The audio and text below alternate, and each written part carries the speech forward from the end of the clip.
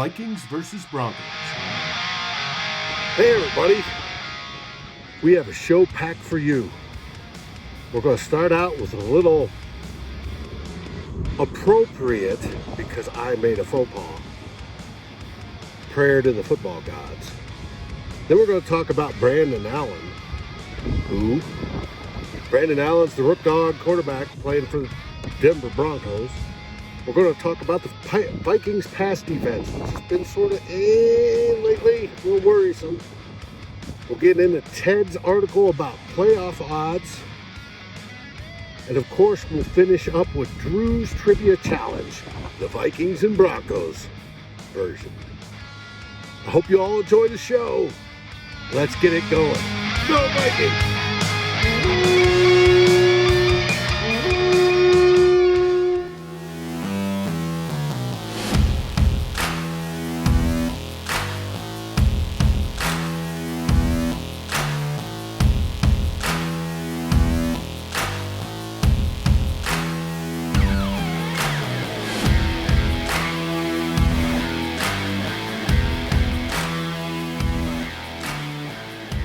Good morning, Gallahorn.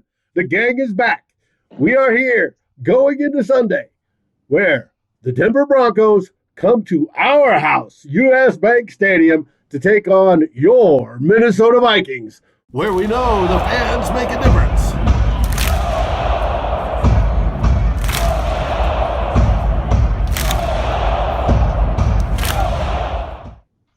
Yeah, how you guys doing? Drew? Doing great. How you doing? I'm doing good. Good.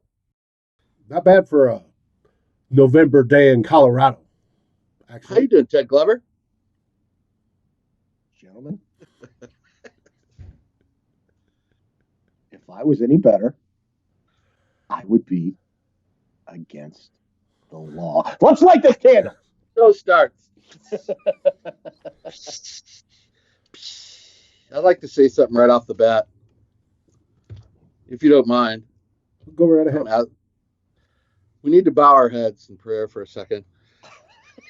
Are you looking serious? I'm serious. All righty. And I'm not a really religious guy, but this calls for it. All right, let's go. Dear football gods, we humbly come before you to ask for your forgiveness for what happened last Sunday in the Raw show, when David Stefano inexplicably said, we're going to play Denver, and it's an easy win. I know football gods. He drinks a lot. He doesn't know what he says sometimes.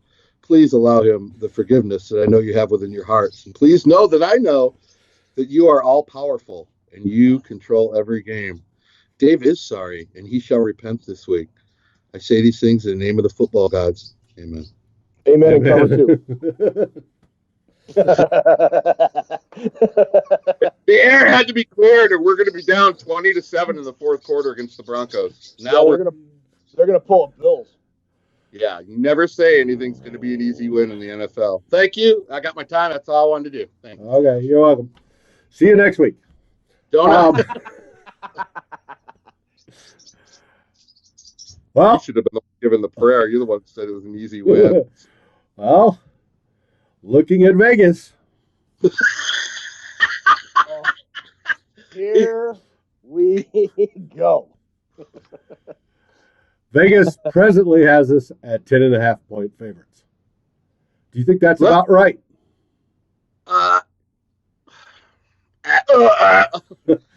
That's double digits. I hate any spread that's in double digits. This should be an easy win. Let me ask you a question. If you have a good defense, a top 5 defense, can you win a game in the NFL? Do you have a shot at winning a game if you have a top 5 defense in the entire league? Unless you have a completely incompetent and non-functioning offense, yes. The Broncos are the 4th best defense in football. That being said, that gives them a chance to win. I was shocked when I saw that, guys. 4th. I'm not. I mean, who's their head coach now? He was the guy that ran the Bears defense last year. Right. Vic Fangio. Vic Fangio he's like he's like 2019's version of Mike Zimmer, like the really super duper smart defensive guy that had kind of waited, sort of been a defensive coordinator maybe a little bit too long, been passed over probably once or twice, finally got a gig. I don't think he's having as much success as Zimmer is having initially. I mean, Zimmer went 7-9, but there were a lot of extenuating circumstances with that 2014 year. But fellas, they've got a legit defense, and remember, it's that Vic Fangio defense that Kirk Cousins and the Vikings offense looked completely lost against twice last year, and essentially the same scheme and players early this season. In week 4 this year. So yeah, I absolutely agree, Drew. This is by no means a gimme. And it wasn't Fangio with smoke and mirrors, I might add. No. A lot of people say, because if you look at the turnovers this year, Denver has only generated 7 turnovers compared to last year. The Bears had what, 40? Yeah, they were like plus. They were like plus double digits, weren't they? I think right up their top. Yeah, 12 or something. But this year they've only generated 7, which means they're on the low end of the league. I mean, that's not a lot for being 9-10 games into the season. Yeah, but you got to give Fangio time to build that defense. No, what I'm saying is Fangio like is the Zimmer. real deal because he's not relying on the turnovers. He still has the 4th-ranked defense, and they've only generated 7 turnovers. Those numbers aren't in balance. Oh. He's doing a hell of a job there. Well, PFF shows him as the 5th. They have him as their 5th-ranked defense, which is, for PFF, is damn good. So that's about right. No easy win. but going back to your question, the 10.5 point. Right. I would argue that yeah, that sounds about right, because I would expect the Vikings to be about a touchdown better. And I think we've said this before. The Vegas generally gives the home team 3 points. You know, home field advantage is worth 3 points. So yeah, that seems about right. That doesn't mean it's going to be like a 31-24 game. I think it's going to be a lot closer than people think. And I think about like a 24-14 kind of game. Sure. Ooh. Well, Vegas is usually pretty accurate on their over-unders and their point spread, so who might argue with Vegas? What's the over-under? Do you guys have that information? Over-under's 40. Yeah, I think I might take the under on this game. One. If I was a betting man. I do not disagree with Vegas. You end up sleeping with Spilotro brothers out in the desert. Right. But Broncos are just as bad on offense as they are. We talk about how good their defense is. Their offense is pretty shoddy. So, they're stronger. They're weaker in what we are stronger in. So that kind of works to our advantage there, because their offense is pretty shoddy, dudes. They're not. Flacco's not the rookie. Who's the rook dog that's starting for them at quarterback? It's who's that guy? Allen. Allen, just Allen. He's like Madonna. He's got a first name. Hey, it's like Josh Allen or something. I don't have enough. Josh Allen is with the Bills. Come on, man. What kind of credible show is this if we're saying the Bills starting quarterback? No, it's not the Bills starting quarterback. You know what? When you record this and produce it, when you say the word Allen, we got to go to the crickets, because neither of us had anything to say. Oh, yeah, guy. I don't know. Killing me. Is he a rookie? Yeah. Yes, he's a rookie. No. They're 20. Brandon Allen. There we go. Brandon Allen. They're 28th in passing and 27th overall. So the Vikings can't ask for any better than that. He should be teeing off this weekend. Mm-hmm. He started one game in the National Football League. Wow. So let me guess, Zimmer's going to let him sit back there and get comfy? And he's going to look like Joe Montana. I don't think so. If this game was on, I mean, we say that a lot and we kid a lot, but we're not too far off when we say, and Vikings fans in general would probably agree, that the Vikings tend to let journeymen or rookie quarterbacks do a number. If this is Denver, I'm going to be a little bit legit worried, but I feel much better with this game being at home. And Dave, you mentioned at the beginning with the noise the home crowd can produce, and it's just the Vikings just play differently at home. I think they're the only NFC team left that's undefeated at home this year. Yes. No, and it's our fans are fantastic. not only are they traveling great this year, but at home they just blast out the opponent, and that's good. Now, we joke about rookies looking good. For the most part, under Zimmer's regime, he's taken rookies apart. Journeyman quarterbacks, that's a whole different story. But rookies, he's taken apart, with the exception, I think, of one, and that may have been Buffalo last year and Josh Allen. But for the most part, he destroys them. And this sets up to do so. Except for we have a weak spot on the defense this season versus previous years, and that's in the pass defense realm.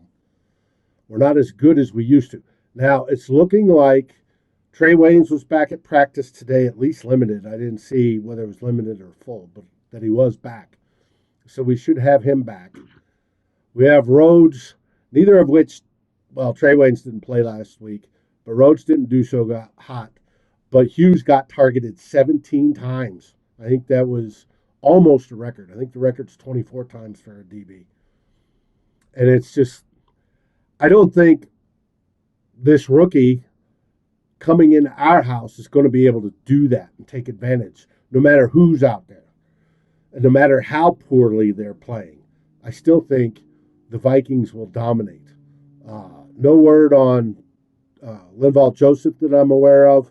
I wouldn't expect him to play a week after meniscus, even if it's just a clip and clean procedure, which is not really much. They stick in a little probe with a little hook deal on it, and they slice off the end and pull it out. Clip and clean. I remember those in the 80s, David. But we still should be able. Comment, but you got that one, brother. Well done. But we still should be able to handle business. We're great against the run, and we can make up for the pass, especially with the crowd being as loud as it is.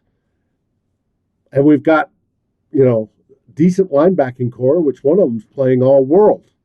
So, which Mike Zimmer got into today in his press conference, saying that he never thought Hendricks would develop into a good Mike, but he's developed into a good Mike. He always thought he'd be the weak side. And he's just doing fantastic. So, well, Denver has allowed 30 sacks this season, so you can get to the quarterback. They've allowed 30 sacks, and they've only generated 19. So that works out good in our favor. I think the way Zimmer's got to come at this thing is they only average 16 points a game. They're like 28th in scoring, the Broncos. They're really hard pressed to put any points up at all. So if Zimmer gets 14, 17-point lead, that makes Denver start throwing the ball, and then the whole thing just snowballs into a big win. That's got to be his idea. It's just because they, the only way they really move the ball is running the football. They're 16th in rushing, which isn't world beater, but they still move the ball that way. So, who they got running the ball? Who's their main guy? Philip Lindsay. Okay, still their main guy, and then they have the guy from Oregon. I can't remember his name. Again, I'm not prepared. Here we go. Allen. I'll call him Allen. I'll call him Allen too. He's Allen too, I guess. Royce Freeman? Royce Freeman, the kid from Oregon. That's what I was trying to think of. Aren't they still? They're still the 1-2 punch there. And like I said, they're not really a threat offensively. I don't know how you become 3-6 and have the 4th ranked defense, but it's all about being good on both sides of the ball. And Minnesota has got to dominate them and put them in their place. I mean, they don't generate but 16 points. That should be enough for us to do something with it. Even though they're 4th ranked, we could still move the football. The Vikings offense, the defense is kind of tailed off, but the offense is still going strong at 8th in the league. Ooh, see, I'm even a little bit better. But let's talk about that offense. Especially with the defense tailing off and getting a little bit old, it is nice. We're talking about the Vikings being an offensive team and generating points. And that, how long has it been since we've had that? I think it's the first time in the Zimmer era.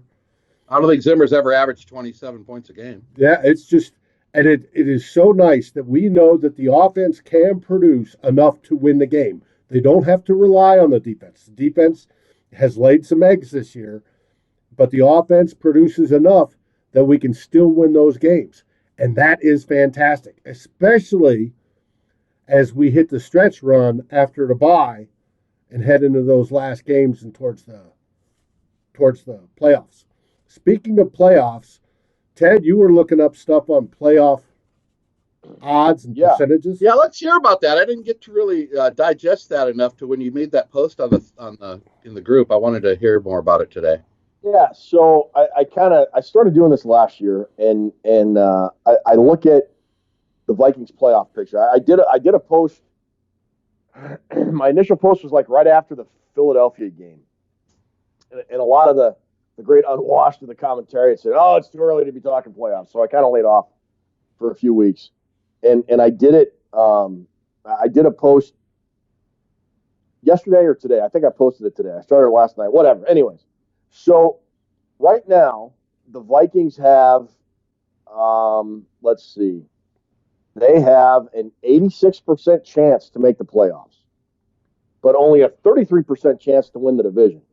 Green Bay is at 93 and playoffs and 66% to win the division. When I first did this post, the Vikings chances, and it was right after the Philadelphia win, so they were 4-2. They had a 53% chance to go to the postseason. So this last month they've gone on a pretty good run, and that that Dallas game really bolstered their chances. I mean, and when you add to the fact the Rams lost, Carolina lost, San Francisco, and Seattle kind of won in overtime. Mm-hmm. That really helped out the Vikes. So the Rams are down like the 22% chance to make the playoffs. Carolina's down to 18% chance. Philadelphia's still at 62%, but I think a lot of that has to do with them being in the NFC East, which is pretty bad. Right. They've got a pretty weak schedule remaining. Plus, although they lost to Dallas earlier in the season, they have Dallas at home later. And if they beat Dallas, they'll probably get the tiebreaker and win the division. So I think that's where a lot of that percentage comes from. But even if it does come down to tiebreakers, have a 10-6 record at the end of the year, the Vikings have the head-to-head tiebreaker over Philadelphia. So that works in their favor. So, I mean, it looks really good for the Vikings to get to the playoffs. But, that said, a lot can happen between now and Week 17. And they just got to keep pressing forward, beat Denver this week. That Dallas win was huge. We talked about going 1-1 on that road trip to Kansas City and Dallas. They managed to do that. Now they're back home, and they got a chance to go 8-3 into the bye, and that's huge. That's huge for this team. Now, let me ask: does 3-3 from this point in get you in to the dance, or is it 4-2 more than likely? I think with both. With last week, I would have said I don't know that 10-6 is going to do it. With both the Rams and Carolina losing, I think 10-6, and historically 10-6. I think 10-6 will, and historically I think like 90% of the teams or something like that go 10-6 make the postseason.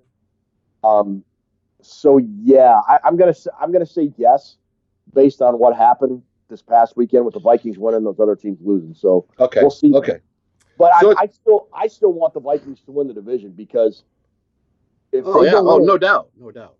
Yeah, if they go in, it's either going to be as a 5 seed or a 6 seed, and that now we're talking, traveling 3 playoff road games, barring unless they're a 5 seed, they meet the 6 seed in the NFC Championship, so they get that far. So it's a tough road to hoe as a wild card in the NFC. So I think, and they can. I mean, they can if they're tied with Green Bay going into that second to last week of the year, and they can somehow pull out a victory. They're only one game behind. So we'll see what happens. And Green Bay has a tough schedule.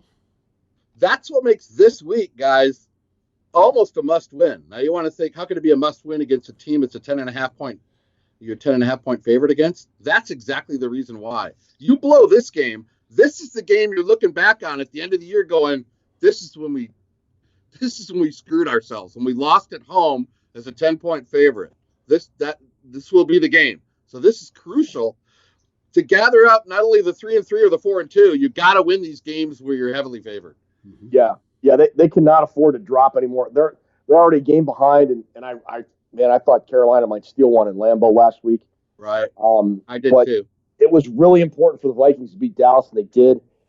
They have got to beat Denver and come out of the bye. They're going to have 2 weeks to prepare for Seattle, and that's going to be, That's another huge game for the Vikings, because not only for keeping pace with the Packers, if assuming Seattle wins, assuming Seattle and Minnesota are the Vikes are within a game of Seattle, getting a win over Seattle will be huge in terms of playoff seeding as well. So that's going to be a huge. We'll huge talk game. about that over the bye week if this week goes well. Instead of looking back on a game like Denver or Buffalo last year and saying that's the game that really cost us, I think from a team-winning cultural standpoint, I'd like to look back and say that Dallas game is the reason we got to where we're at. That was the turning point. Yeah, exactly. You could use it on both ends. I mean, you could look back and say that game really cost us, or you could look back and say winning a game. If you're going to point back to a game, it's probably going to be the Dallas one for me. Yeah, I would agree right now. Yeah, depending on what transpires for the rest of the year. Now, if we're one game behind that team for Wisconsin, if we beat them, do we win a tiebreaker? Because somebody said all we have to do to beat them. I don't think so, right? No. We have to. The first tiebreaker is head-to-head, and then I think it goes which would division record. And I don't know that the Vikings would have a better division record. Of course, it depends. Green Bay still has to play. I think they still have everybody on the road. Yeah, on the road, and they're all. And they've got a lot of road games coming up too. But it depends. I don't. More than likely, going to have to finish ahead of them, though. Yes. Yeah. I don't think being tied with them is going to work in the Vikings' favor. Hey, I got the solution. What's that? Win out. Sure. Thanks, John. Matt. Bada boom. You gotta get one out. You gotta win out. You're getting 33 and bam. You're in the playoffs. And pow. Exactly. Dave, how tan he is. Where you been, bro? In the Bahamas? Because I walked the dog, and this, I'm up here in this altitude, and the sun is so strong. It just you look like George Hamilton right now. Not that bad, but anyways. You know what? I'm sick of being the only guy that doesn't have glasses on this fucking show, so I'm taking care of that right now. Okay. There we go. And all our young viewers are going, George, who? Anyways, just forget it. It's an old guy's joke. Well, as long as we remember, we are the old man. Google it. What's the tan guy? What am I thinking? Mixed up with he was one of the very first ones. Yeah. Yeah. The guy was pretty funny. Oh, okay. Stand out to me. I don't really think. I think the reason Denver is 3-6 with having the 4th-ranked defense is that they're -3 in turnovers. Let me ask you guys this, Drew. You were talking numbers, and we were talking quarterbacks and the running back.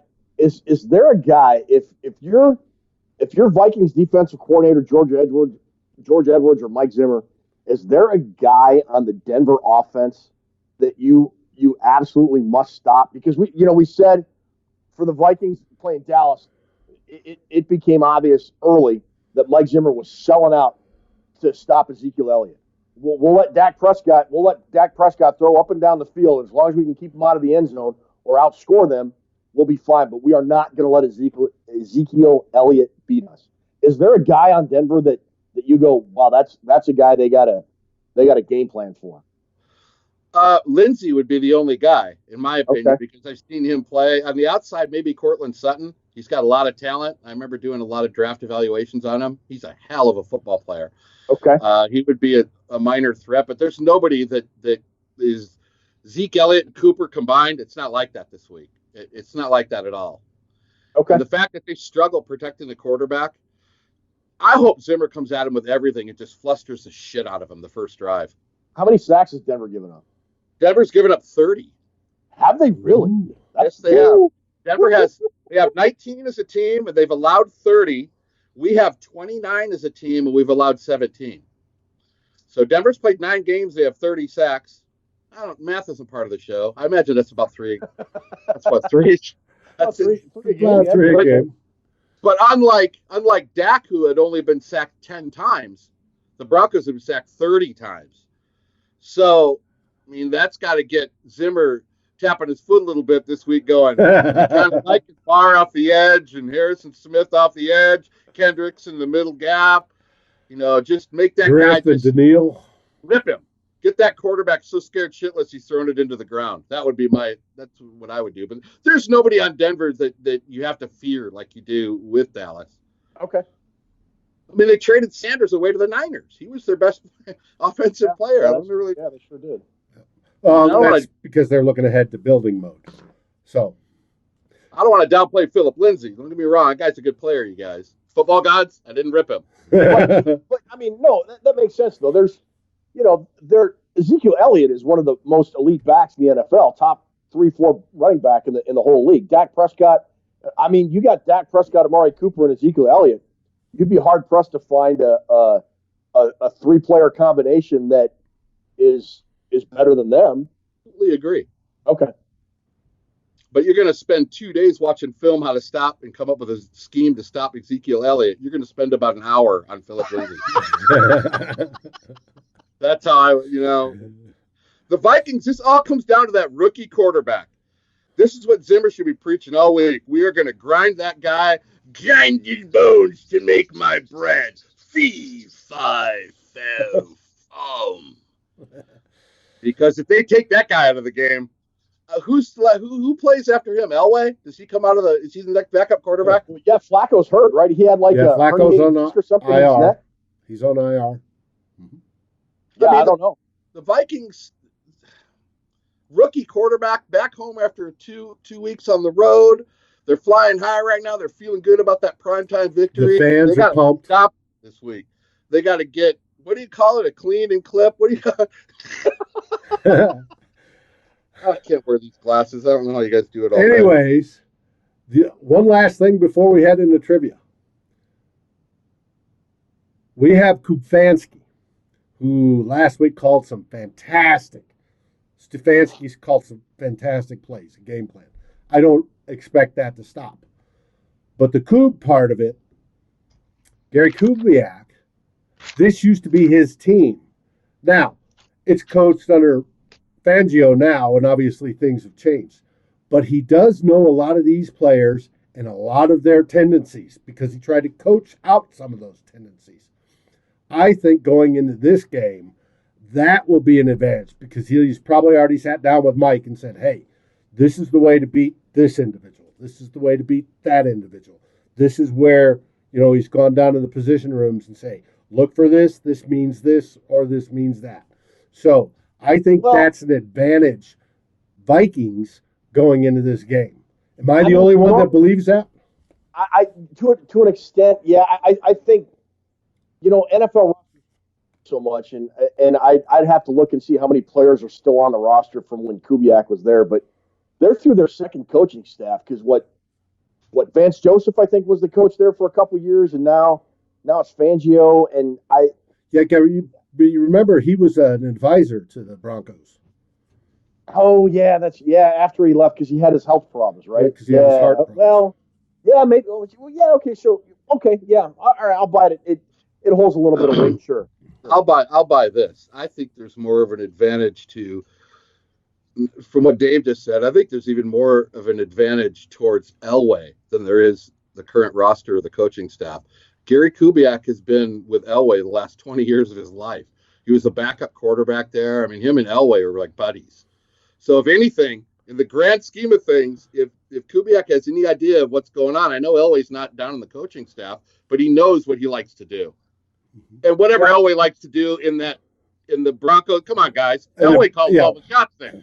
Oh, yeah. And people that live here in Denver are pissed over it. But what I'm saying, if there's any advantage, it's Kubiak picking Elway's mind than it is the current regime of what's going on the field. I think he knows that Elway is calling the shots, and he knows what Elway likes to do, and maybe there's a bit of an advantage on that. Otherwise, I don't really buy into, guy was on a team last year, and then he's on your team, so you're going to get all the plays from him. I've never been a big believer in that. No, it's not plays, it's tendencies. That's the big key to me. Well, they know the tendencies by watching them for 9 weeks. If you study the film, you kind of know their tendencies and what they're going to do. You are what you are at this point. Yeah, that's a good point. They're not going to come out and try, they're just going to come out with what basically they have been doing.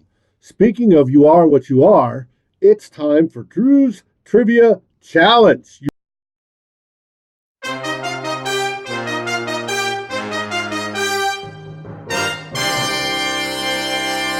Want to bring Remember, a little both you thunder? guys, this is A going to little lightning. test your mind and your brain. It's going to take all your wit thoughts? and your thoughts and your love and all of everything that made you a helicopter pilot. Okay. Who has won the most games in this head-to-head history? They're tied. Trick question. Didn't work on my part. Point for you. I tried, but I failed. Now, we didn't even play the Broncos until our 11th year as a team. That was a long dry spell from 61 to 72. Okay. But in week 5 of the 72 season, we beat them 23-20 in Mile High Stadium. The Vikes scored 2 touchdowns that day. One was a running back and one was a wide receiver. I'll give you the numbers. You give me the players. The wide receiver was 84. Gene Washington. And the running back was 30. Number 30. Bill Brown. I'll give you a meow and a meow. And for the bonus extra point, Denver had a running back score 3 touchdowns that day. Who was it? Floyd Little? Yeah! That calls for some forearm smash. That's a 3 for 3. Yeah, Sierra. Good. Clean sweep so far. In 1978, the Vikings met the Broncos on week 2 on a Monday Night Football. And I remember this game because, guys, it's the only time I've ever seen Bud Grant flip out on the sidelines. All the years I watched him. He something happened. He threw his headset down, and me and my brother looked at each other and went, because Bud Grant never showed any emotion. So it sticks out in my head. I remember this game. It was a low-scoring game. We happened to win the game 12-10 on 4 field goals. Yes. Who kicked 4 field goals for the Vikings? Rick Danmeyer, baby. I remember that game.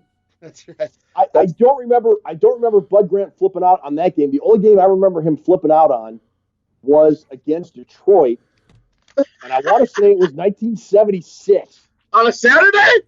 Was it that Saturday game? I can't remember. I think it was the same game that Sammy White had a touchdown. He had his hand up, hold the ball up. Yeah! And he got tackled like at the 1. But like it wasn't that play. It was like way earlier. No. In the first quarter. And Grant, he had a fit. I mean, he was stomping his feet. He threw his headset down. Yeah, same kind of deal. Yeah. So really rare, though. Yeah, it did happen. Never happened. Never happened. Crazy. Woo. Give you a point each if you can name the Denver head coach and starting quarterback for that game. In 78? Yeah, the 12-10 game. So the coach. Oh, he had a nickname. Yes, he did. Oh, he was the Super Bowl coach the year before with the Orange Crush. Yes, he was. I got her. That's right. Good old Red Miller. Which would have made Craig Morton the quarterback? Yeah, you are on fire today, dude. Yes. That is excellent. What about Red Miller in the locker room? Red, what do you attribute the win to? My skull and my drinking. You gotta love some Red Miller. Hey, Ted, that is excellent knowledge. The Vikes had 3 interceptions that night on the 12-10, almost sealed the game. I'm going to give you the numbers, and you're going to give me the players' names. Okay, again, 1978, right? Yes. Okay. Number 45.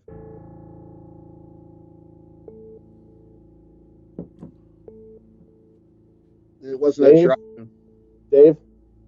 That's before I was paying a whole lot of attention. I don't know. He started drinking. He was 12. Tommy Hannon. Okay. Number 43. Nate Wright. Excellent. And the last interception was number 20. Bobby Bryant. Yeah, there you go. I'm totaling it. Keep going. Gives you 5 on that. 9 total. Oh, Dave's totaling. Dave's running. Yeah.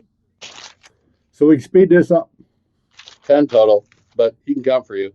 In 1987 at the Metrodome, the Vikings beat the Broncos 34-27. This Vikings running back got 3 touchdowns and only 7 carries. Who was he? DJ Dozier. That was one of the few Vikings games I saw back then. For whatever reason, we saw it in. I was stationed in Indiana at the time. I remember watching that game. Yeah. Really? Mm-hmm. DJ Dozier. Who was the quarterback of that game for the Vikings? Gonna say Tommy Kramer. Wade Wilson. What year? Wade Wilson. Those guys were so interchangeable back then because Kramer was hurt and Wade Wilson played a lot. Oh, well. Vikings had a defensive tackle in that game get 2 sacks. Who was it?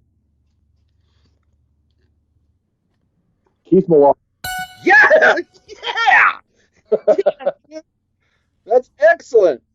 There's 2 points. Now I'm going to give you 3 points each. If you can give me the college. Hold on. Timeout? Yeah. Wait, Dave's using timeout. Now, What are we doing? Oh, here we go. No, I'm thinking we got a flag on the field. What? We have a flag on the field. We've got to look this up. What does that mean? Because I think Ted was right. I think you both are. About Kramer and Wilson in that game. They both played? And it was Wade Wilson. This was not the game. There is one game in their history where they had 2 quarterbacks. Next time you interrupt me, make sure you got your shit together. I was just making sure. No, I didn't want to spoil any extra points for Ted. Well, that's good. Stop. It's always good to review. Upon further review, that's good. Upon further review, Drew was right. So you're like Zimmer throwing a challenge. Yeah. Now I'm giving you, Ted Glover, I'm giving you 3 points. I was going to give you 3-point bonus for each of the 3 that you named, but you only named 2, so you don't get to name the College of Wade Wilson, which you probably couldn't anyway because it's really hard. But you get a 3-point bonus if you can name where DJ Dozier and Keith Millard each went to school. DJ Dozier went to Penn State. Keith Millard went to Washington State. Damn, dude, that's 6, 7, 8. 7, 8 points for that section. Wade Wilson went to school in like Texas, somewhere in Texas. It was like a Texas A&M Commerce. Texas A&M Commerce. Okay, I was going to say like UT San Antonio or something like that. I have you at 18, but Dave's the official score. Yeah. Ooh, you're within 11, Ted Glover. Are you sweating it out? Are you using your mind still? I'm trying. Using the thoughts and the brain. Yes, trying hard. You even got through the review of the flag on the field. Boom. Good eye. Good eye, though, Dave. That's good to check that because I had no idea. I just guessed it was Wade Wilson. As you know, we are currently on a 3-game losing streak to the Broncos.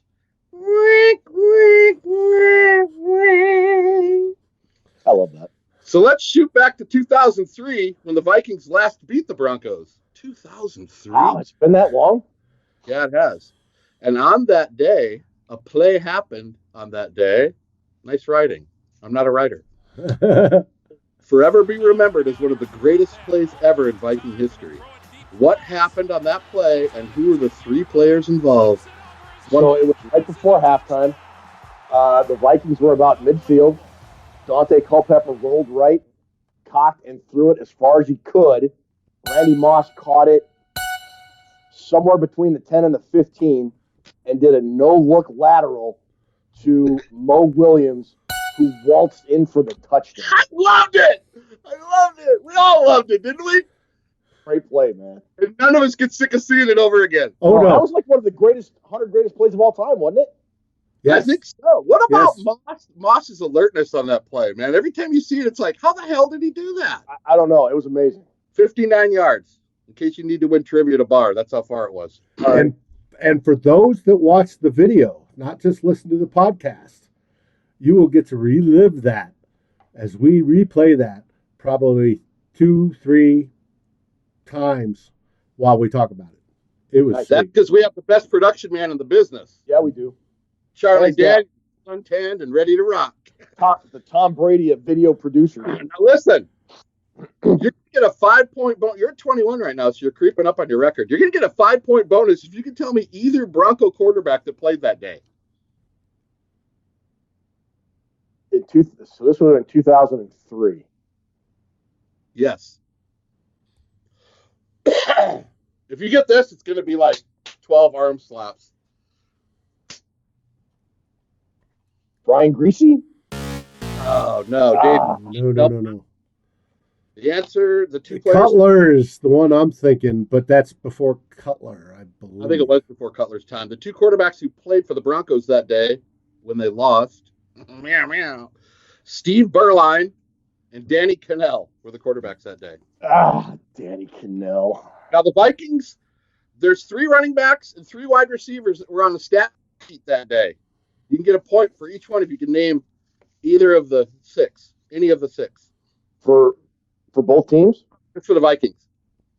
There's 3 running backs that made the stat sheet, and there's 3 wide receivers that made the stat sheet. So, wait. 3 running backs, 2 wide outs, and a tight end. Let's not forget the tight end. 3 running backs, 2 wide receivers. So, tight end / full half. No. Running back. No? What'd you say? He said Mewelde Moore. That's his mulligan. No. That's too early. All right, so Ontario Smith. Yeah, one should be pretty obvious from the last question. Yeah, I know it. Yeah. My favorite player. I'm trying to get the other one out of the way. So, Ontario Smith, correct. Mo Williams, Ontario Smith. Right. Receivers, Moss. Yes. Bobby Wade, maybe? No. Wow. Big number 40 in there. He cut. Jim Kleinsaucer. Jimmy Kleinsaucer was your tight end. Chris Carter was the other one. No, he wasn't. No. By then. Kelly Campbell with the fro. Kelly Campbell. Okay, so you got 1, 2, 3, 4 right there, which gives you 7 for the page. The other running back that was on that sheet, the great Charles Stackhouse. I did not have got that in 100 years. Okay, now we're on to the last question. We have 21. Dude, you have 25 points. All I got to do is get 4 of these. All right. The 3 amigos. Those wideouts for Denver. Remember the 3 amigos in the 80s, 90s? 1 point for each you can name. Upchurch? Incorrect. Mulligan. Dave, do you have any guesses? I remember the nickname. But... Ricky Nattiel, Vance Johnson, and Mark Jackson were the 3 amigos. All right. Oh, well. Broncos have 3 retired numbers. You get a point for each number or a point for the player. I'll take the easy one. Elway. John Elway. What number? 7. Okay. Floyd Little, 44. Yes, that's 4 points so far. And I'm going to say Lyle Alzado, 77. Correct. Wow. Carl Mecklenburg. Incorrect. Really? Yes. The last retired number was shared by 2 Broncos. Is that a weird thing or what? Yeah, who is it? Mr. Frank Tripucka and Mr. Peyton Manning, 18. They retired Peyton Manning's number, but not Mecklenburg's? Really? But they retired Manning's with Tripucka. Some guy played for him in the 60s. But okay. You got 4 there. Got 0 on that. So you're tied at 29-29 right now. You have to put these words together. You got to use your brain, Ted. All right. 70s wide receiver, Woodstock, part of the Red Sea. Woodstock / part of the Red Sea. Moses. Haven Moses. There you go. You get 3 for that one, actually. You know Richie Havens, who played at Woodstock? I knew Haven Moses, though. I don't remember Richie Havens at Woodstock. Oh, Did the set with canned heat? Whatever. Okay. And for the last question, this is the final question. Only 3 linebackers are in the Broncos Ring of Honor. Only 3. And one of them was a Buckeye. Randy Gradishar. Correct. The great Randy Gradishar. Do you want the other 2? Yeah. So you get a point for the other 2. Oh, okay. So Gradishar, Carl Mecklenburg, and Tom Jackson. That's it! Woohoo. 3 more! You did not ask the one question I expected. The one memory I have endeared in my brain. What is it? The 2007 game in Denver. Where? Troy Williamson? Yes. Really wanted me to go back to that? Tavares Jackson launches a beautiful ball. Troy Williams is like that, and the ball hits him both palms, over the shoulder, both palms of the hand. I left that and one it goes off. through. And that just... I also left off when we were driving to win the game and Teddy fumbled. I left that one off, too. Oh, I appreciate that one. But as much as I love Teddy, I've got to give Kirk Cousins so far this season, as hard as I've been on him, and you know I've been hard on him, some love. The dude is the number one ranked in points per attempt QB in the league right now. How about one interception over the last 2 months? That wasn't his fault. That was the one that went through Diggsy's hands and bounced off his face mask. That's amazing. So no interceptions in the last 2 months. It's literally amazing. Keep it going. I will do the artwork. I will donate it. We can build the statue, whatever. Just keep it going, Kirk. That. We just got to announce that Ted Glover set the record with 31 answers correct today. 31 for the new and still heavyweight champion of the world. I'd like to thank Thunder and Lightning. And Susan. Hey, Susan. No, you did good, dude. You did great on that. You rocked the Bronco trivia today. With that, and the technical problems we're having at Drew's end, not that he can see it, but it's cool as shit. We're going to wrap this up. Any last words there, Ted? Champ? Going to get a big win Sunday. Going to keep pace with the Packers. And it's just one more step on the road to Homeboy C in Miami. Any last spicy takes before we turn it over to Drew? Oh, yeah, I got a hot spicy take. Dalvin Cook is going to go for 150 rushing and 2 TDs. Number 4 ranked defense. I think they're going to try and sell out to neutralize Stephon Diggs, and I think the Vikings are going to have a big day on the ground. Ooh, that'd be a mistake if they did. But I hope so. I hope he does. 150 rushing and then plus his pass production, that probably puts him over 200. That's good. That's my spicy hot take. Drew, have you got a spicy hot take? Dude, I'm as spicy as they come, bruh. The Vikings are going to get 8 sacks, and Hunter's going to get 3 of them. Ooh, wow. Sizzle. That is amazing. Oh, Davey, you crack me up, bro. So fun doing this show with you, man. Our spicy hot takes are brought to you by Tailgate Masters, who makes the best spices and rubs that there is. And it's done by a good friend of ours, Admiral Big Gun. And buddy, we're out. We need more. Anyways, last words there, Drew. I want to see Ryan Seacrest be taken off the New Year's Eve, drop the ball in New York. And I want to see Barbara Walters be brought in so she could say, I'm Barbara Walters and this is 2020. That's a On that, I will see you cats on the flip-flop. Later. Skol, Vikings! Let's win this game. Baby. Enjoy the day. Enjoy your friends. Enjoy the food. Especially enjoy the beverages. And may the Vikings win. Go